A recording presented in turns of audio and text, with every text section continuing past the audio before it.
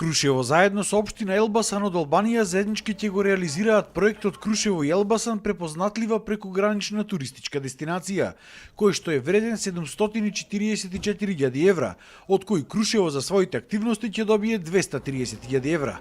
Забрзо се очекува изработка на заедничка стратегија за развој на туризмот за Крушево и Елбасан, каде ќе се дефинираат конкретни туристички пакети за овие региони. На страната на Крушево ќе се изгради паркинг простор, во рамките на параглайдинг центарот во Крушево, ќе се изгради даунхил патека, ќе се постават околу 200 лед светилки низ градот, кои што ќе значат сигурен пристап на туристите до сите културно-историски знаменитости во градот, и ќе се постават две станици за мерење на квалитетот на воздух, една во Крушево и една во рамките на параглайдинг центарот.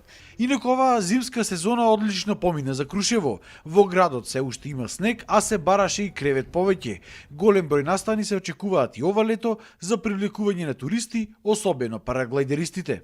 Ако до предминатата, односно пред 2 години се случува 7 меѓународни надпревари, оваа година очекуваме 3 до 4 меѓународни надпревари, со тоа што оваа година, знаете, со кризата ги немаме украинското и руското првенство, но тука е Озон Опен или англиското првенство, Нордик Опен, подготовките за светското првенство за змеарство, што значи Крушево ќе живее во духот на параглайдерството и змеарството ова лето.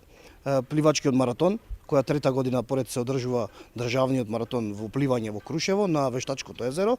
Ке имаме повеќе настани за трчање, планинарење, манифестацијата Winning Крушево, манифестацијата 10 дена Крушевска република, која е многу бројна со настани. Проектот со Елбасан ќе трае 30 месеци, а прво што ќе се реализира е паркинг просторот за параглайдери, кој се очекува да започне да се гради за 2 месеци.